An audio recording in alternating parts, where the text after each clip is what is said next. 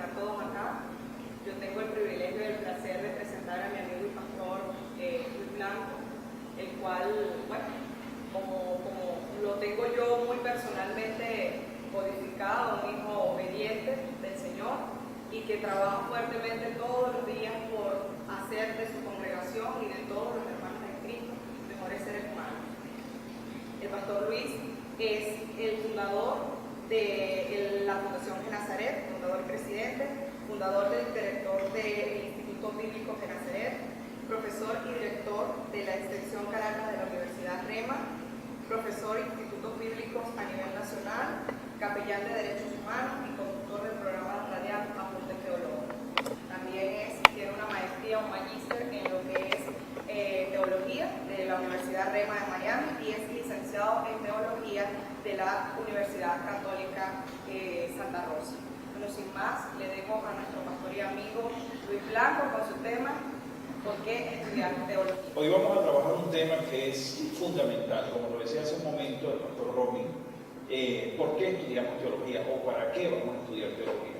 Es sabido por nosotros que en nuestro tiempo muchas personas dicen es realmente importante conocer la teología, es realmente importante yo ser teólogo. Bueno, en mis 17 años en el Señor y 11 como maestro y profesor de instituciones teológicas, digo que es fundamental el estudio de la teología.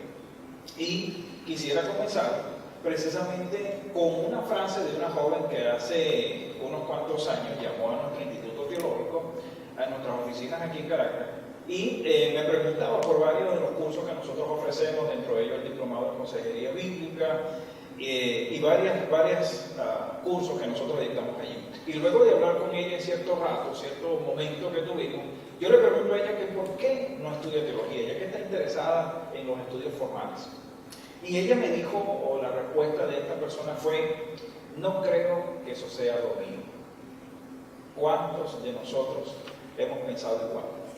Cuando hablamos de teología, cuando hablamos de esta conferencia hoy, 8 de mayo, muchos de ustedes o algunos que no están aquí pensaron, va a hablar de teología, es bueno, pero no creo que eso sea lo mío. Bueno, igual pensó esta jovencita y lamentablemente muchas personas piensan que estudiar teología, eso quedó referido al siglo XII, siglo XIV, donde los monjes eran aquellos que se recluían en cavernas y la teología era exclusivamente para ellos, que eso no era algo del común. Bueno, precisamente en esta tarde en el tiempo que tenemos, vamos a hablar precisamente sobre que la teología es para todos nosotros. Es para usted, es para mí, para el que me escuche a través de este video, a través de las redes. Esta teología y la teología es para todos nosotros. Entonces, ¿por qué la gente no quiere estudiar teología? Bueno, precisamente porque no lo ven como para un uso práctico, sino piensan que eso está relegado para algunas personas especiales, para algunos eruditos, para algunas personas que les gusta estudiar. Y en mi congregación muchos hermanos me dicen, pastor, pero es que a usted le gusta estudiar. Sí, me gusta estudiar, y muchísimo. Pero la teología no es solamente para el que estudia. Y hoy vamos a hablar de la teología de dos perspectivas que yo quiero derrumbar con esos argumentos, donde la teología es para todos nosotros. Creo firmemente, como lo dice Raúl Saldívar, un teólogo también latinoamericano, y él dice, cada vez que usted habla, cada vez que usted reflexiona sobre Dios, usted está haciendo teología. Yo creo firmemente que cada uno de nosotros, cuando reflexionamos, cuando pensamos, cuando oramos, cuando evangelizamos, nosotros estamos haciendo teología. Eso no es algo exclusivo de un grupo de personas especiales o, como alguien dijo una vez, en esta reunión necesitamos un hombre de Dios, no teólogos. Pero esas frases resultan como, les voy a mencionar la breve historia de un excombatiente de la Primera Guerra Mundial que caminaba por las calles de Brooklyn, allá en Nueva York, y que de repente una anciana con un paraguas lo mira desde la otra acera de la calle, lo señala y le pregunta que por qué no estaba combatiendo, por qué no estaba en guerra. Y él le respondió que era un estudiante de teología, que era un estudiante de un seminario. La anciana se le queda observando por un rato, lo señala con el paraguas y le dice, es que no hay algo más importante que hacer. Pero muchas personas piensan lo mismo. Cuando nosotros estamos en un debatir teológico, o un quehacer teológico, como se conoce en el mundo teológico, muchas personas dirán, pero es que el pastor no tiene otra cosa mejor que hacer. Es que el pastor no puede ocupar sus energías en otra cosa, sino en sumergirse en sus libros, en sus enciclopedias, en sus diccionarios, o no hay otra cosa más importante que realizar. Resulta que ese joven que esta anciana interpeló en ese momento en Brooklyn, este joven ahora es pastor de una iglesia en Alabama, y él se puso a pensar en esa pregunta que le dijo esta anciana. Y él comenzó a interrogarse durante muchísimos años, y él decía: no creo que exista algo más urgente o más importante que enseñar a otros. Y él decía que la teología no es menos porque se esté dando en un momento que no hay guerra. Él decía que la teología se da todo el tiempo porque lo que estamos en el ministerio entendemos que estamos continuamente en una guerra. Es una guerra por la verdad, es una guerra en contra de la mentira. Entonces, cuando usted y yo hacemos teología, así nos encontremos ancianas en las calles que nos señalen con un paraguas y nos pregunten: ¿no hay algo más importante que hacer? Sí, todos los días cuando nosotros hacemos teología, cuando pensamos y reflexionamos, estamos haciendo guerra y estamos a favor de la educación teológica, ya sea en Venezuela y en Latinoamérica. Como les dije, quería enfrentar este seminario con dos perspectivas, o de dos perspectivas. Número uno, que la teología está determinada para un grupo de hombres específicos. Eso no es cierto, eso no es verdad. La teología es para usted, la teología es para mí, la teología es para todos los creyentes, para todas las personas que estén interesadas en conocer quién es Dios, qué hace Dios y qué está haciendo Dios en nuestras vidas. Mucha gente dice que la teología es para un grupo de hombres específicos. Y la segunda perspectiva que yo quiero derrumbar en esta tarde, y el paradigma que quiero derrumbar en esta tarde, es que la teología es fría. De la teología, al usted y yo ser teólogos, estamos fuera del mundo espiritual, que somos hombres y mujeres que no podemos tener una relación con Dios porque nuestra relación se basa en libros. Eso es falso. Yo puedo ser tan o más espiritual que usted con todos los estudios teológicos que pueda tener. La teología lo que hace es afianzar más nuestra fe. Y en la parte final de esta conferencia yo le voy a hablar al menos de 4 aspectos de los beneficios de por qué estudiar teología. ¿Por qué es necesario que nosotros en este tiempo, y específicamente en Latinoamérica, por la cual siento una gran preocupación? Porque pareciese mentira, pero la mayoría de los pastores de las iglesias más grandes en Latinoamérica, hablamos de países como Venezuela, como Brasil, como Colombia, Argentina, esos hombres con grandes iglesias dicen que ellos tienen mucho éxito sin haber pasado por un seminario, sin haber pasado por un instituto teológico. Y yo quiero decirles a ustedes, señores, hermanos, hermanas, ministros, pastores que nos visitan, que están hoy con nosotros, que podrán tener mucho éxito en cantidad de personas, pero qué calidad de educación y de preparación nosotros le estamos brindando a los creyentes en este tiempo. Por eso, esas dos perspectivas. Y una tercera que pudiera sumar, y es algo muy personal, tal vez usted no lo va a conseguir en ningún diccionario en estos momentos, pero es una muy personal que creo que ocurre, que es la teolofobia. Es la fobia a la teología. Muchas personas no estudian teología no porque no les guste, no porque no les apasione, sino porque tienen temor. Porque dicen, eso es algo exclusivo de hombres y mujeres que han estudiado más que yo. Pero lo que nosotros no entendemos es que podemos hacer teología formal o informal, y de eso vamos a hablar más adelante. Para nosotros poder definir qué es teología, deberíamos entrar un poquito en el contexto de dónde nace la palabra. Si usted lo busca en la Biblia, la palabra teología no aparece en las Santas Escrituras. Eso no está allí. Entonces, pastor, ¿de dónde surge la idea o la frase o la palabra teología? Bueno, eso es de una etimología griega.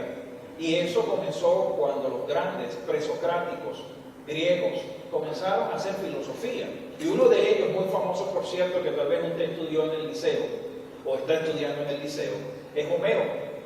Y Homero nos habla, y usted lo va a conocer, no es Homero Simpson, sino Homero, el griego. Y nos va a decir ese Homero, y usted se va a acordar de Homero, es por la Odisea y la Ilíada, que usted pudo estudiar en bachillerato. Y él es conocido por eso, pero desde su tiempo se viene hablando de teología cuando hablamos de tratados acerca de Dios. ¿Eso qué significa, pastor?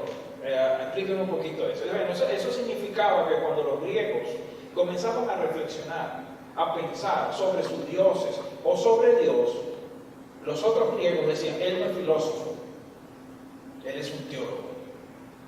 Y de allí viene la etimología de la palabra teología. Teo, que es Dios, y logía, ciencia. Entonces, ¿qué es la teología, pastor? La teología no es otra cosa que un discurso sobre Dios. Y necesariamente usted no necesita una preparación académica para hacer teología. Esa es una de las cosas que yo quiero que usted me entienda en esta tarde. Usted no necesita tener un grado universitario para hacer teología. Usted, antes de llegar a este salón de conferencias, cuando usted hablaba sobre Dios, cuando usted oraba a Dios, usted estaba haciendo teología. Como lo dije, voy a mencionar a este famoso teólogo latinoamericano, Raúl Saldívar, y él es peruano, y él dice, señores, cuando nosotros hablamos y reflexionamos sobre Dios, estamos haciendo teología. ¿Pero qué significa eso, pastor? Bueno, eso significa que cuando usted va por la calle y usted entrega un tratado a una persona, cuando usted le entrega un libro, cuando usted le dice a una persona, necesita conocer a Cristo para ser salvo, usted está hablando de soteriología, eso es salvación. Lo que pasa es que usted no sabe el nombre técnico de lo que está aplicando, pero eso es soteriología, que es salvación. Cuando usted le dice a alguien, Cristo viene, y usted tiene que tener una vida alineada para cuando el Señor venga por su iglesia, usted está hablando de escatología bíblica. La diferencia es que usted no va a decir, espérese, le voy a decir que Cristo viene porque esa es una rama de la teología que se llama escatología, que es una ciencia de eventos futuros. Usted no se lo dice, yo no se lo digo, pero usted, de manera informal, usted está haciendo teología. Cuando usted habla sobre el pecado, usted está haciendo teología, usted está hablando sobre la teología sobre el pecado y las consecuencias del pecado. Eso quiere decir que cuando usted ve a alguna hermana predicando en alguna plaza o dando algún tratado, ellos no van a reconocer que son teólogos, pero usted, ya que maneja la información, usted sabe que ellos, o yo desde este salón y ellos desde una plaza, ellos están haciendo teología. Entonces la teología es para todos nosotros. Ya hablamos de la etimología, pero ahora debemos decir o definir qué es teología. Bueno, yo voy a dar 3 definiciones y una personal. ¿Okay? En esa personal usted tiene que citar los derechos de autor sobre esa definición que le voy a dar. Así como yo voy a hacer con la de Ennett Keller. Ennett Keller es otro teólogo norteamericano, y él dice, la ciencia de Dios, según él, se ha revelado a sí mismo a través de su palabra. También Charles Hodge, que muchos de nosotros lo hemos leído, parece, sí. La definición propia de la teología, ¿qué es la teología para los blancos? No es otra cosa que la ciencia que estudia al Dios revelado en las Sagradas Escrituras. ¿Y por qué el Dios revelado en las Sagradas Escrituras? Porque usted puede hacer teología como Homero, o como Aristóteles, o como cualquiera de estos filósofos, y usted puede hacer teología de los dioses. Pero otra cosa es cuando hacemos teología cristiana, teología bíblica, que se refiere al Dios revelado en las Sagradas Escrituras. Son dos cosas muy distintas. Yo puedo hacer teología del Dios que a mí me parece que hace las cosas, pero otra cosa es cuando yo hago teología del Dios que está en las Sagradas Escrituras. Por eso creo que hacer teología es una competencia que tenemos todos. Hacer teología en comunidad, y tengo otra conferencia por allí que espero que este año la hagamos, y tiene como título La Iglesia como una comunidad teológica. Yo sueño con eso. Yo sueño que la Iglesia de Jesucristo se convierta en una comunidad teológica, que estén hombres y mujeres como Pablo, que eran profundamente espirituales, pero también eran profundamente teólogos, eran profundos en sus palabras y en sus declaraciones, pero también tenían un contacto y una relación directa con Dios. Yo sueño con una iglesia de ese nivel, y ese nivel de iglesia es lo que necesita Latinoamérica y lo que necesita Venezuela. Usted se preguntará, pastor, ¿se puede elaborar un discurso sobre Dios? Sí, por supuesto que sí. Pero debemos de tomar en cuenta desde qué fuente nosotros estamos elaborando ese discurso.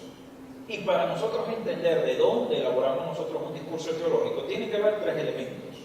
Primero, entender que Dios se ha revelado a través de Cristo y de las Sagradas Escrituras. ¿Eso qué significa, pastor? Bueno, eso significa que yo no puedo hacer teología de lo que a mí me parece, de lo que yo creo. Yo tengo que hacer teología con una base fundamental que es las Sagradas Escrituras. Por eso nosotros el año pasado, en el mes de octubre, realizamos para Venezuela lo que fue algo histórico en nuestro país, que fue la primera cumbre de inerrancia bíblica 2015 aquí en Venezuela. ¿Eso qué significa para algunos de ustedes? Nosotros, el año pasado, específicamente a finales de octubre, declaramos que Venezuela, toda unida, con todas las organizaciones que nos apoyaron y nos representaban, declaramos que Venezuela cree que la Biblia no contiene ningún tipo de error. ¿Eso qué significa, pastor? Hay errores de traducción, no podemos negar eso, pero la esencia, la palabra de Dios no contiene ningún tipo de error. Y nosotros en el año pasado, gracias a esta institución, gracias a todo el trabajo que se hizo, nosotros declaramos que Venezuela cree que la Biblia no contiene ningún tipo de error. Entonces, cuando yo voy a hacer un discurso teológico, ¿de qué fuente debo hacer yo teología? De una sola, de las Sagradas Escrituras y de mi relación con Cristo Jesús, que Juan muy bien lo dijo en el capítulo 1 de su Evangelio, el Logos. Jesús es el Logo. Ese Logo anduvo en nosotros, se tabernaculizó con nosotros, y ese Logo ahora usted lo tiene en los 66 libros que conta su Biblia. De allí nosotros hacemos teología. El segundo aspecto por el cual nosotros hacemos teología es fácil y sencillo. Cuando ustedes se miran a un espejo, ¿qué ven? No me contesté. Pero generalmente nosotros debemos ver una sola cosa, que somos imagen y semejanza de Dios. Que Dios está en nosotros, que Dios está en usted y está en mí. Entonces, pastor, ¿por qué puedo construir un discurso teológico? Bueno, porque la imagen de Dios y la semejanza de Dios está dentro de usted, habita dentro de usted, el Espíritu Santo está dentro de usted, y eso le da la autoridad para hacer un discurso teológico. Usted se preguntará, ¿la teología tiene algún tipo de límites? ¿Tiene limitaciones la teología? Sí. Una limitación muy importante. Y en el ámbito teológico, porque tengo que hablar en ese nivel de lenguaje, en el ámbito teológico, la teología tiene una gran limitación. Y en la teología nosotros tenemos un método de estudio y tenemos un objeto de estudio. Y ese objeto de estudio no es nada más y nada menos que Dios. Ese objeto de estudio nos trae a nosotros una limitación a la hora de hacer teología. ¿Sabe por qué? Porque estamos estudiando a Dios. Y es imposible, y con toda la responsabilidad lo digo, es imposible que lleguemos a un pleno conocimiento de Dios. Dios se revela al hombre. No es el hombre quien estudia a Dios, es Dios revelándose al hombre. Y en ese proceso de revelación yo le voy a mencionar 3 citas para los que están tomando apuntes. Una de ellas está en Job 11:7, donde Dios le habla a Job, le hace una pregunta que tal vez pueda resonar todavía en nuestros oídos y en nuestro corazón en este tiempo, siglo XXI, año 2016. Y Dios le pregunta a Job, ¿descubrirás tú las profundidades de Dios? ¿Descubrirás tú los límites del Todopoderoso?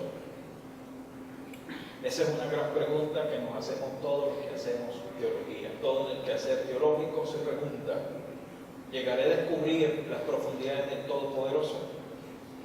Eso nos habla de una limitación en el área teológica. Otro pasaje que está en Romanos 11:33 dice de la siguiente manera: oh profundidad de la riqueza y de la sabiduría del conocimiento de Dios, cuán insondables son sus juicios e inescrutables sus caminos. ¿Quién conoce los caminos de Dios? ¿Quién conoce lo que Dios está haciendo?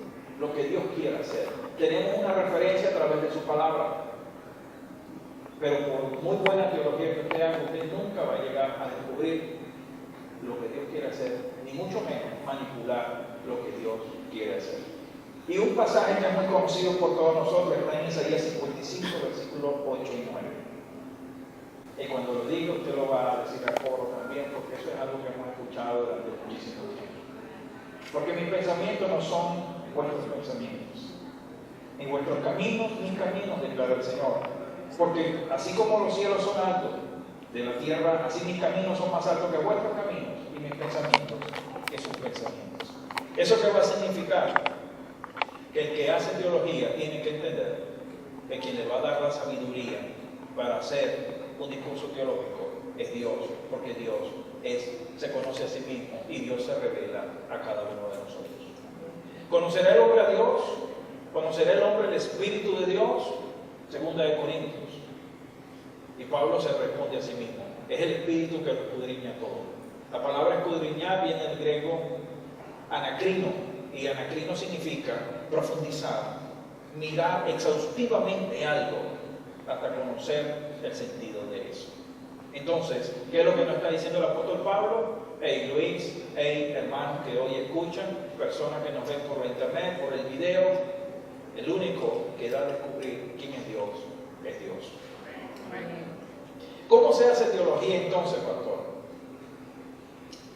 Si afirmamos, como lo estamos diciendo en esta tarde, que cada vez que hablamos o reflexionamos sobre Dios, entonces hacemos teología. Eso significa, hermano, que el trabajo de hacer teología no está específicamente destinado a un grupo especial de hombres y mujeres, que ellos son especie de unos ratones de biblioteca que pasan todo el día en nuestras iglesias. Dice, qué extraño es el hermano que siempre anda con libros y cuadernos en todas partes.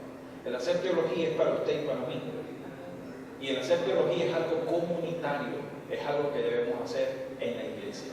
¿Sabe con qué sueño yo como pastor? Y algún día me reúnan con mis líderes y entre todos hablemos. Vamos a hacer teología sobre el bautismo, vamos a hacer teología sobre la cena del Señor, vamos a hacer teología sobre tal aspecto, sobre tal aspecto.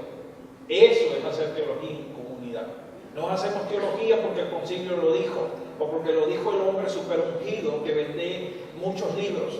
No, en Latinoamérica nos quejamos en muchas oportunidades de que tenemos una teología importada. Tenemos una teología norteamericana, tenemos una teología europea. Pero ¿dónde está la teología latina? ¿Dónde está la teología de Latinoamérica?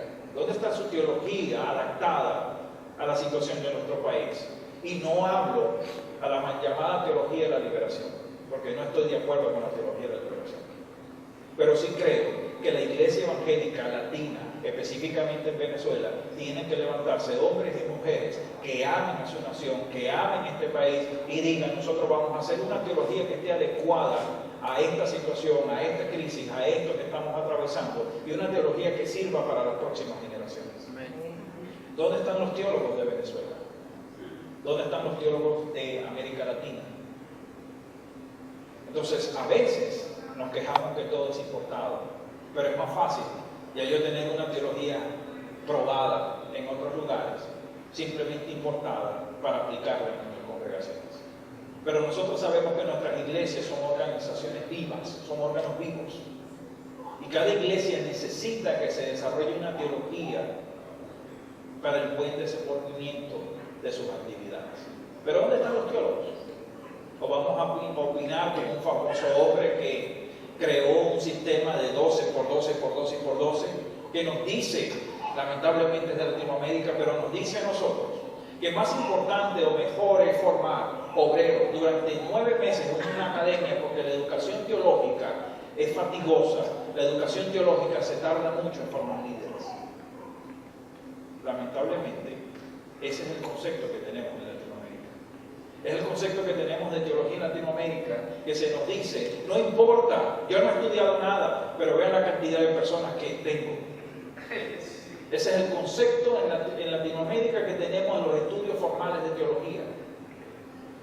Que al igual como la anciana que nos señala con un paraguas, hay otros hermanos en nuestras iglesias que nos dicen, ¿y no hay algo mejor que hacer, pastor? O algunos otros dirán, qué bueno que usted estudió teología, qué bueno que usted está haciendo una conferencia como esta, pero yo creo que eso no es lo mismo. Todas estas frases, lamentablemente, están en Latinoamérica. Por eso sueño con que Latinoamérica despierte. Y despierte para poder trabajar en función de una generación que viene detrás de nosotros. Lo he dicho en muchas oportunidades. Usted puede impactar a esta generación con sus propias fuerzas. Usted puede hacer todos los eventos que usted quiera juveniles en este tiempo. Usted puede dar todas las afirmaciones que usted quiera, muy livianas, por cierto. Como Jesús no me condena y para usted de contar. Usted puede hacer todo eso, pero eso va a impactar a la generación de este momento. Pero su carácter va a impactar a las generaciones futuras desde el tiempo. No debemos delegar la teología a un grupo de especialistas, a un grupo de personas especiales que estudian, que les gusta estar viendo diferentes versiones de la Biblia, que tienen una biblioteca como la que tengo yo y tengo un jovencito que pasó a mi oficina de la iglesia y me dijo, pastor, ¿y todos esos libros lo ha leído usted? Le dije, sí, he tenido el tiempo para leerlo. Entonces me dice, después ve otra parte de mi oficina y ve algunas cosas allí, algunas cosas, diplomas y cuestiones, y me dice, pastor, ¿y cuánto tiempo hizo para que usted le diera todo eso? Yo me eché a reír y le dije, hijo, llevo como 10 años estudiando para que pueda ver esa pared que no está. Y tal vez el niño lo entendió, pero otro o alguno de ustedes está en su mente allí pensando y diciendo, pastor, 10 años de mi vida estudiando teología. ¿Y eso tiene algún fruto? Sí. Sí. Cuando usted ve una iglesia sólida, que no se mueve por ninguna corriente moderna ni postmoderna, sino una iglesia que sabe dónde va, sabe lo que quiere, porque tiene una guía teológica que no está fundamentada en creencias o interpretaciones de un hombre llamado Luis Blanco, sino que su creencia está interpretada, está basada en la palabra de Dios. Y yo quiero ilustrar esto, porque hay dos maneras de hacer teología. Usted puede hacer teología como el hombre del balcón, o puede hacer teología como los del camino. Y le voy a explicar qué significa eso.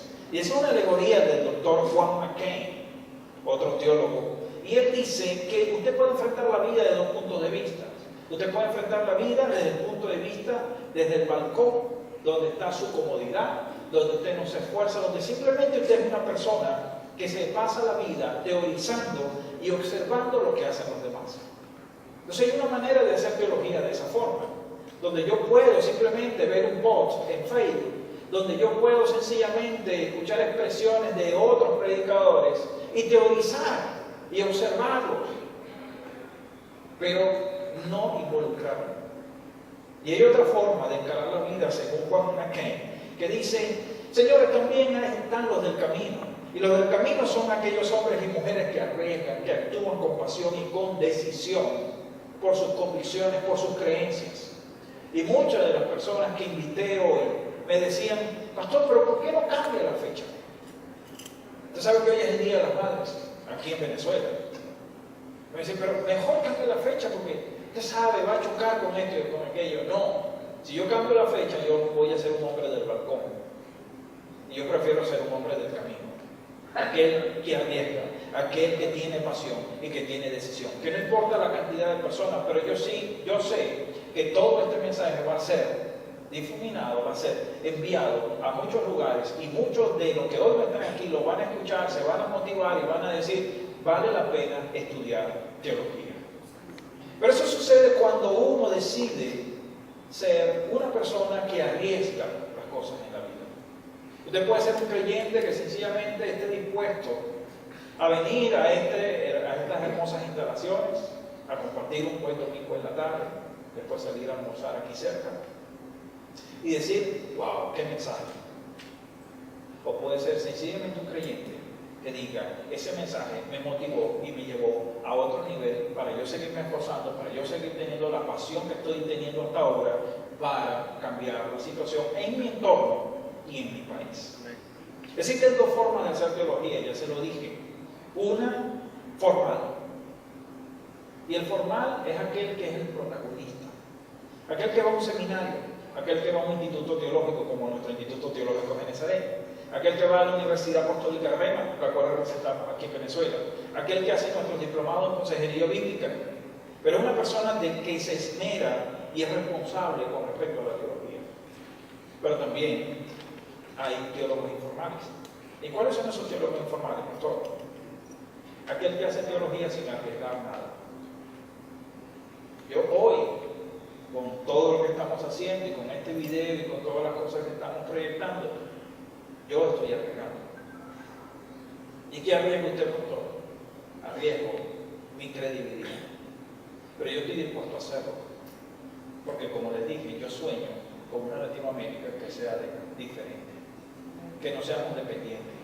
Que nosotros podamos hacer las cosas porque nosotros tenemos la capacidad, tenemos el don de Dios, tenemos la gracia de Dios, tenemos la sabiduría de Dios, tenemos la gracia de Dios, el poder de Dios para nosotros hacer una teología que no solamente sea modelo para Latinoamérica, sino que la podamos exportar a otros países. Y muchos de aquellos teólogos puedan ponerse de pie y aplaudir y decir, sí, en Venezuela sí hay gente que estudia, sí hay gente capaz, que no está dirigida solamente, no dirigen iglesias solamente por su sentido común, sino porque tienen una base teológica.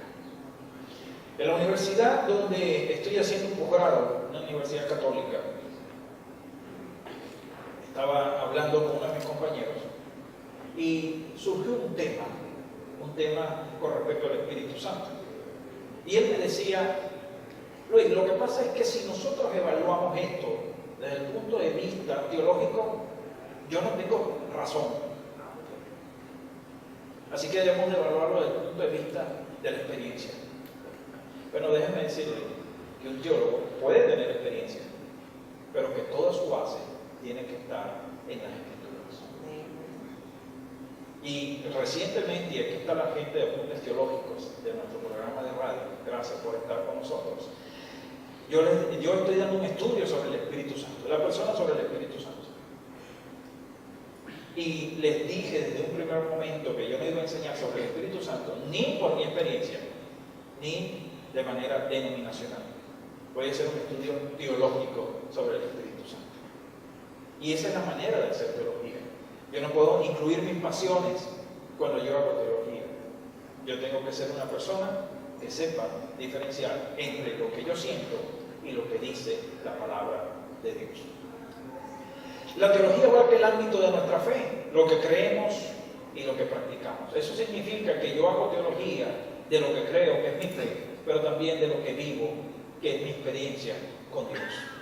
De allí que la teología no está relegada a una serie de especialistas con batas blancas, con Biblias sofisticadas en sus manos que hacen teología. Usted y yo, por y le repito, cada día cuando oramos, cuando hacemos un devocional, cuando le predicamos a otro de Cristo, estamos haciendo teología. Yo le voy a leer esta frase que es interesante. La iglesia no puede existir sin interrogarse constantemente a sí misma, a la luz de las Escrituras, acerca de la fidelidad de su testimonio, de la coherencia entre su mensaje, su vida y su culto. Y yo quiero rescatar de esta frase lo siguiente: la iglesia no puede, no debe dejar de interrogarse constantemente, continuamente, ¿qué creo? ¿Por qué lo creo? ¿A quién le enseño lo que creo? ¿Tiene sentido lo que creo? ¿Tiene sentido lo que enseño? ¿Está vigente lo que enseño? ¿Saben? Hay gente aplicando prácticas de hace 40 años en pleno siglo XXI. Esas técnicas, aunque funcionaron en su tiempo, ahora son obsoletas.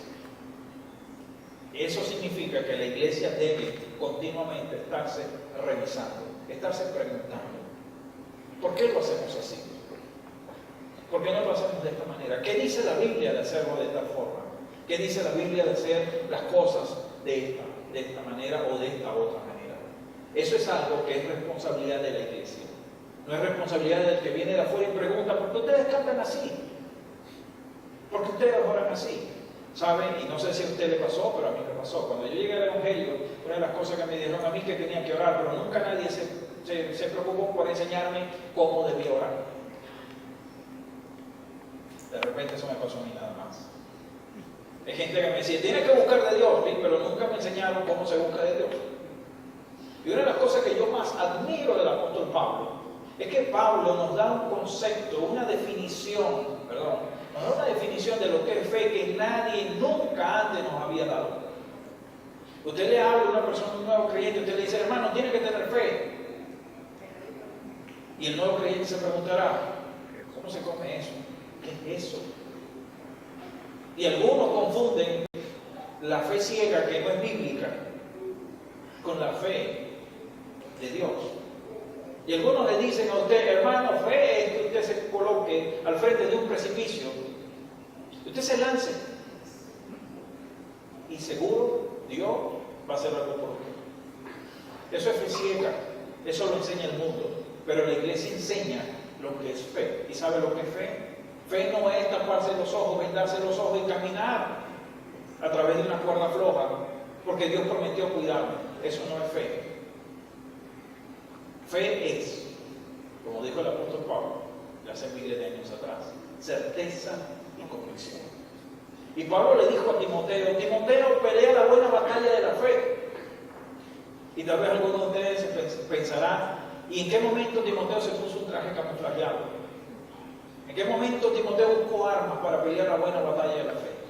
¿Sabe? Cuando usted hace teología, usted define qué es fe, qué es certeza y convicción. ¿Sabe lo que le está diciendo el apóstol Pablo a Timoteo? Timoteo, pelea por tu certeza y por tu convicción. Eso quiere decir que un cristiano que tenga certeza y convicción no va a ser nunca, jamás removido de su nivel ni de la posición que tiene en Cristo Jesús. Amén. Amén. Usted puede tener cristianos que sean movidos por sentimientos y por emociones. Y eso lo va a tener cada domingo. Pero el día que usted no mueva sus emociones, los cristianos se quedan sin identidad. Yo prefiero tener una iglesia que no se mueva por emociones ni por sentimientos, pero que nunca pierda su identidad, así estemos atravesando la mayor crisis que tengamos en nuestra nación. Porque le voy a decir algo, hermano. Hay mucha gente hablando de dar esperanza, pero para dar esperanza hay que tener el carácter para dar esperanza. Y la palabra nos dice que Abraham creyó esperanza contra esperanza. ¿Qué significa eso? Eso significa que Abraham tenía el carácter formado por Dios para atravesar lo que atravesó. Y Abraham, cuando veía la desesperanza que se le sentaba al frente, le decía, Abraham, pero es que ya tú estás muy anciano. Abraham, pero es que tú no puedes hacerlo. Abraham, pero tal cosa. Abraham tenía el carácter para decirle a la desesperanza, hazme un favor y guarda silencio por las promesas que Dios ha establecido en mi vida. Y una cosa es que usted viva declarando y decretando cosas, y otra cosa es que usted esté claro que todo lo que Dios dice en su palabra es una promesa para usted.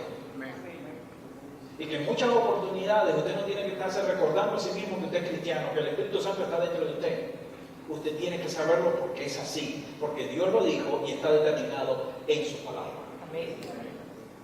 Segundo de Timoteo 3:16 nos da una base de por qué la Biblia es esencia para hacer teología. Y nos dice que toda la Escritura, absolutamente toda. Hay una persona en mi iglesia que me presentó hace un momento que yo siempre le digo que es todo, todo. Todo es todo. La última vez que yo busqué en el diccionario todo era todo. Entonces, el 2 Timoteo 3:15 dice, 3:16 dice, toda la Escritura es inspirada por Él. Y cuando la palabra habla de inspirada, nosotros tenemos la idea de que inspiramos algo. No. El original griego nos dice que fue que Dios exhaló de Él para que estos hombres escribieran las Escrituras. Y nos dice que toda la palabra es útil para enseñar, para reprender, para corregir, para instruir en justicia. Versículo 17, que me gusta muchísimo este verso. A fin de que el hombre de Dios sea perfecto. Perfecto y equipado. No sé si usted lo está leyendo conmigo, pero dice perfecto y equipado para toda buena obra. Eso significa que cuando usted y yo estudiamos teología, ¿qué es lo que estamos haciendo? Nos estamos equipando para toda buena obra. Así que hacer teología no es para algunos pocos, es para todos nosotros. ¿Para qué? Para estar equipados para toda buena obra. La iglesia, vuelvo y le repito, no puede vivir sin interrogarse constantemente en lo que hacemos, si lo que estamos haciendo está a la luz de las Sagradas Escrituras. Y yo sé que yo caigo mal a algunas personas porque siempre que me piden hacer algo le pregunto, ¿tú estás seguro de por qué lo debemos hacer así? ¿Qué dice la Biblia de eso? Y no quiero ahondar en costumbres denominacionales. Porque sinceramente, muchos de nosotros lo que tenemos en nuestras iglesias son costumbres denominacionales sin que tengan ninguna base bíblica. Pero lo que yo sí sé es que el Señor le dijo a los fariseos: señores, ustedes disminuyen la ley, por decirlo de alguna manera, disminuyen la palabra de Dios por sus costumbres, por sus tradiciones. En otras palabras, ustedes invalidan la ley de Dios por las tradiciones. ¿Y cuántos de nosotros estamos viviendo en tradiciones en las iglesias? Por la sencilla razón de que mi pastor dice que no es necesario estudiar teología. Porque a algunos líderes no les gusta que usted estudie teología, porque usted va a ser, perdóname la expresión, es algo muy coloquial y muy venezolano, Pepito preguntó. Le voy a preguntar por qué, y para qué, y dónde lo dice, y por qué dice que tiene que ser así. Esa es la mente de un teólogo. Siempre está preguntándose el por qué y el para qué de las cosas. Por eso, esta conferencia, ¿para qué estudiar teología? ¿Saben? Me hablaba un pastor, no me pasó a mí, gracias a Dios, pero le habló un pastor, me contó esto un pastor amigo, y estaba en una reunión de oración. Y en ese preciso instante, en ese momento, alguien dice: por favor, dile a esta persona que ore. ¿Y sabe cuál fue la respuesta del líder para con este pastor que hacía teología? Le dijo al otro: lo que pasa es que necesitamos, son hombres de Dios, no teólogos. Gracias a Dios que a mí no me pasó eso. Pero allí vemos el nivel de desprecio hacia la teología. Vemos el nivel donde se desprecia a los hombres que han estudiado, a los hombres que han invertido años de estudios teológicos. Esa expresión, necesitamos hombres de Dios y no teólogos, puede resultar dos cosas. Uno, que la teología no es necesaria. Y eso es lo que grita lamentablemente a la iglesia en Latinoamérica. No necesitamos teología. Necesitamos muchísimas otras cosas, pero teología no. Y lamentablemente tenemos que decir, como otro teólogo latinoamericano, la iglesia de Latinoamérica tiene años sin teología. Y es porque nosotros lo hemos permitido. Pero yo quiero que eso cambie. Yo creo que eso va a cambiar en nuestro país. Yo creo que eso va a cambiar. Miren lo que dijo Charles Spurgeon. El escrito no dice por qué lo dijo, pero podemos inferir la razón de por qué dijo esto. Y tal vez fue porque la gente cuestionaba a Charles Spurgeon y despreciaba la teología. Mi pregunta es: ¿será que en nuestro tiempo no estamos despreciando la teología? ¿Será que en nuestro tiempo, en nuestras iglesias, es más importante el mover del espíritu que la teología? Charles Spurgeon dijo lo siguiente: sed bien instruidos en teología y no hagáis caso al desprecio de los que se burlan de ella, porque la ignoran. Muchos predicadores no son teólogos, y de ellos proceden los errores que cometen. En nada puede perjudicar al más dinámico evangelista el ser también un teólogo sano, y a menudo puede ser el medio de que te salve de cometer errores, o grandes errores y grandes disparates. Y lamentablemente nosotros estamos viendo aquí en Venezuela, nadie nos lo está contando. Estamos viendo cómo se mueve una maquinaria publicitaria donde se promueven, son disparates. No se promueve la Biblia, no se promueve el estudio teológico, se promueven sentimientos, emociones, se promueve el sentir cosas. Y esa es mi lucha cuando hago un estudio teológico sobre el Espíritu Santo, que en muchas oportunidades nosotros tratamos peor al Espíritu Santo que los testigos de Jehová que tanto criticamos. Pues nosotros le decimos a los testigos de Jehová que no digan que el Espíritu Santo es una fuerza activa. Y es verdad, no es una fuerza activa, es una persona. Pero nosotros también decimos que nosotros podemos sentirlo.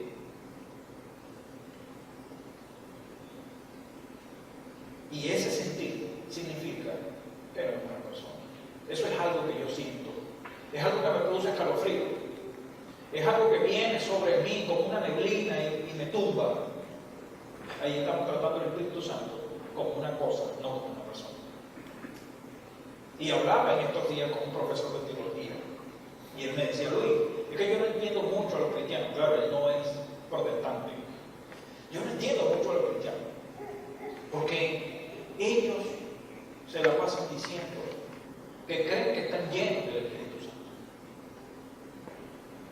pero a la vez necesitan estarse llenando continuamente. Y yo le decía, lo que pasa es que ellos no han entendido que si el Espíritu Santo es una persona, la persona me llena por completo. Y si la persona me llena por completo, yo no necesito estarme llenando continuamente.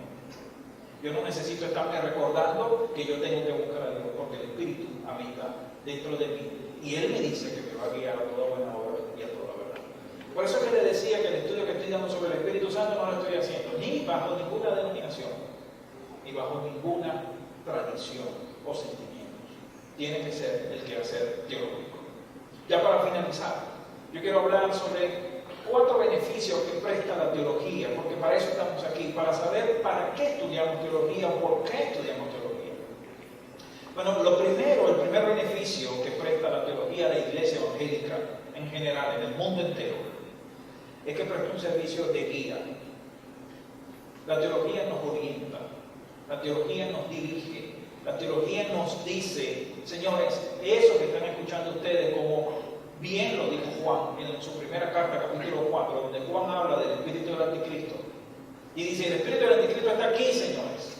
Pero aquí se refería a Juan. Nosotros en teología tenemos una materia que se llama hermenéutica bíblica. Y la hermenéutica bíblica se maneja por leyes. Eso, usted no interpreta porque usted quiere interpretar. Usted no interpreta lo que le pareció que debía interpretar. No, la hermenéutica nos dice a nosotros exactamente, a través de 4 leyes, cómo tiene que ser la correcta interpretación bíblica. Y la hermenéutica nos dice a nosotros, señores, antes de usted interpretar algo, usted tiene que darse cuenta del contexto en el cual se dijo. Y cuando usted lee la primera carta de Juan, capítulo 4, que habla sobre el espíritu del anticristo y el espíritu de Dios, allí Juan nos viene hablando del capítulo 3 de los falsos maestros. Entonces usted, si no tiene un estudio teológico sobre esto, si usted no maneja hermenéutica, usted puede decir, hermano, es que el espíritu del anticristo es un demonio que se le mete a la gente y lo hace apostatar de las cosas. Pero Juan no está hablando de eso.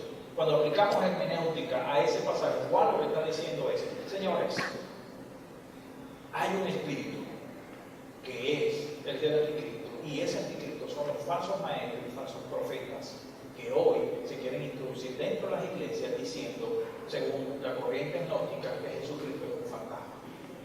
Y Juan nos está diciendo a nosotros, señores, tengan cuidado, porque está el Espíritu de Dios que habita en usted, que habita en mí, y está el Espíritu del anticristo, que son los falsos maestros y los falsos profetas. Pastor, ¿y usted cómo sabe que eso es así, que eso no es otra cosa? Bueno, sencillamente porque la teología me brinda una guía. La teología me dice, Luis, estudia los contextos, estudia el por qué, el para qué, a quién se le dijo y por qué se le dijo las cosas. Y nosotros vemos en la primera carta de Juan toda una obra teológica de Juan para proteger a la iglesia y a las futuras generaciones. Por eso le decía, Juan pudo haber hecho un evento para reprender al espíritu agnóstico de su tiempo. Juan pudo hacerlo, pero Juan decidió, no, mejor hago un tratado teológico de 5 capítulos donde le enseño a la iglesia a protegerse, no solamente en este tiempo, sino en las generaciones futuras, a protegerse de este espíritu agnóstico.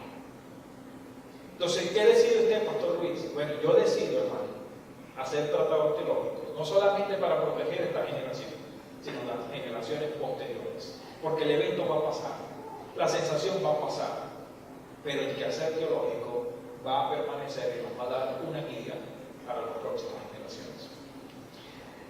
El segundo beneficio que quiero hablar con respecto a la teología es su obra apologética o de apología. ¿Y sabe lo que es apologética o apología? La apologética o la apología es la defensa de la fe, defender lo que creo. Pero pudiéramos interrogar a muchos cristianos en nuestras congregaciones y preguntarles, ¿por qué usted cree en esto? Que muchos tal vez nos digan, bueno, yo no estoy muy seguro, pero a mí me dijeron, o el pastor me comentó que yo debería creer eso. Porque sencillamente no estamos transmitiendo convicción desde el púlpito. Y este año en nuestra cumbre de inerrancia 2016 va a estar basado en Hechos 6:4, donde vamos a hablar del ministerio de la palabra, vamos a hablar de los beneficios de la Biblia que le presta al mundo, a la iglesia, a la humanidad en general.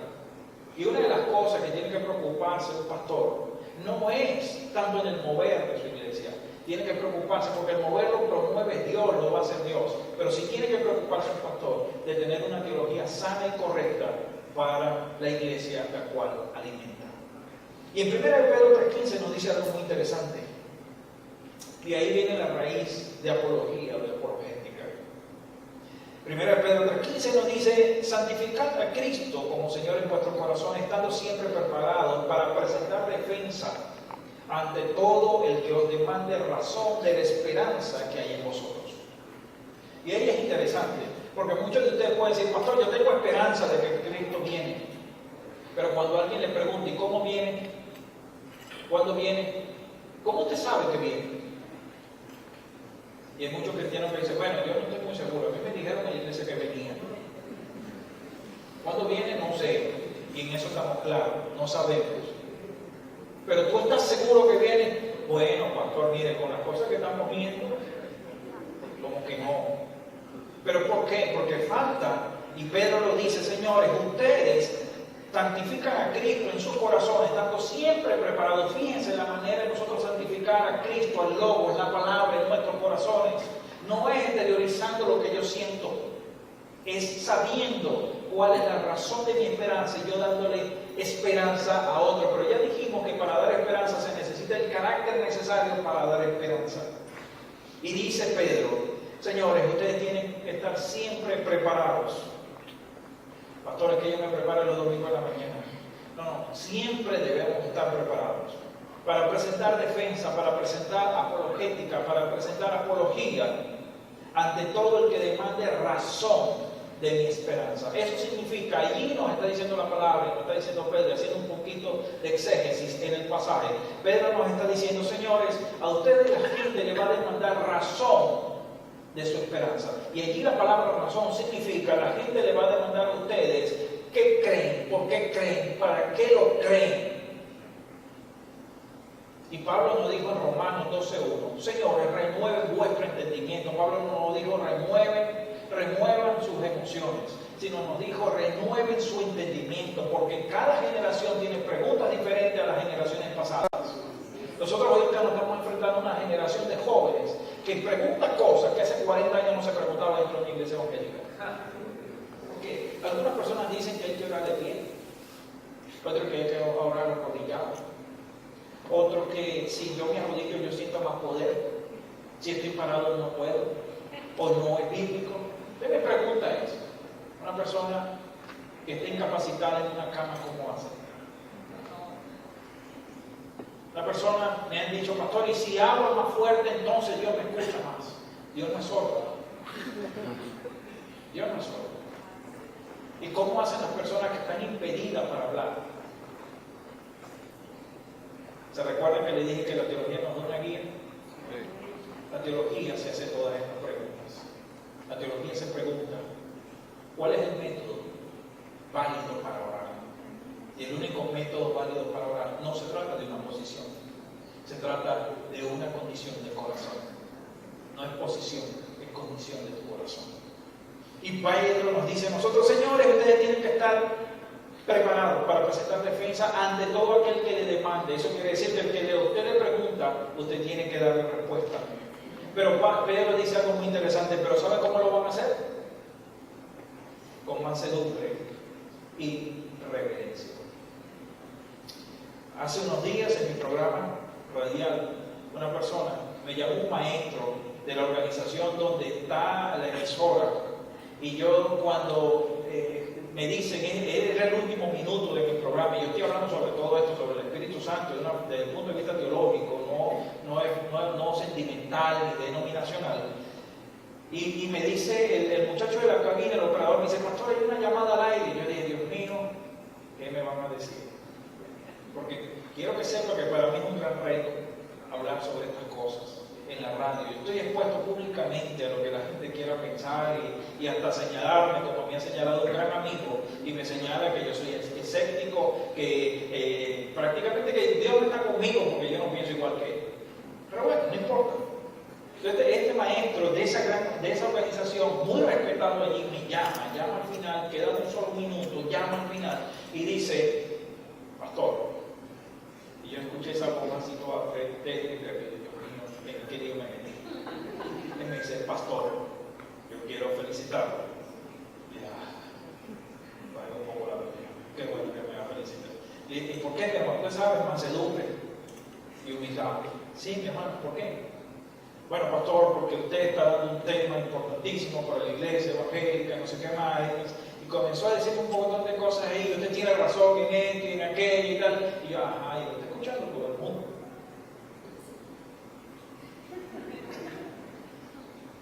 Pero así como algunas personas pueden decir, sí, es verdad, usted tiene razón en lo que está diciendo, otras pueden decir, el pastor, qué frío se puso el pastor Luis Blanco porque ahora niega lo que antes practicaba. Porque yo puedo practicar muchas cosas por ignorancia, pero cuando ya yo tengo un conocimiento teológico, yo tengo que ser responsable de lo que yo practico, de lo que yo digo y de lo que yo soy. Y eso es lo que hace la teología, te hace responsable de lo que conoces. Por eso algunos pretenden seguir en ignorancia. Porque si soy ignorante, yo no sé lo que digo. Pero el teólogo no puede ser ignorante. El teólogo tiene que buscar el porqué y el para qué de las cosas. Ya para culminar, la teología colabora con la misión pastoral. No me malinterpreten. Usted va a decir, bueno, ¿cómo que colabora con la misión pastoral? ¿Y acá acaso el Espíritu Santo dónde está? Dije que colabora. Y colabora con nosotros como pastores. Es por esto que el pastor Romy, mi persona y otros hombres como Andrés Noguera y otros teólogos que conozco en mi país, somos hombres que hemos entendido que la teología no es nuestra enemiga. Que la teología más bien es esa compañera, es esa guía, es ese método instructivo que nos va a aliviar y nos va a ayudar a superar muchas cosas que hemos tenido por tradición dentro de la iglesia evangélica.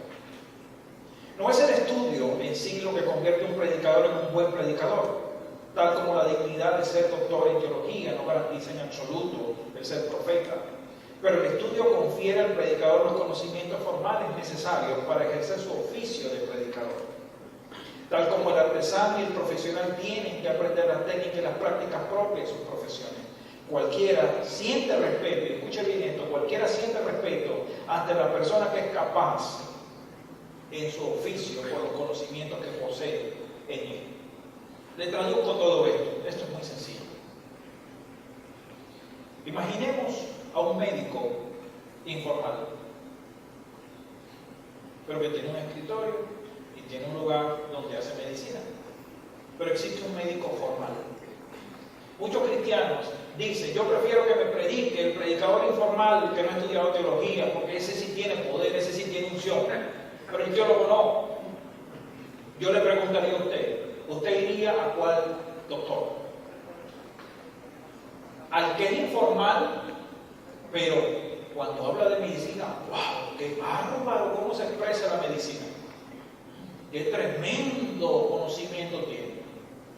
O aquel que lo ha estudiado formalmente y que sabe lo que puede hacer con usted y el beneficio que puede transmitir usted a través de sus conocimientos.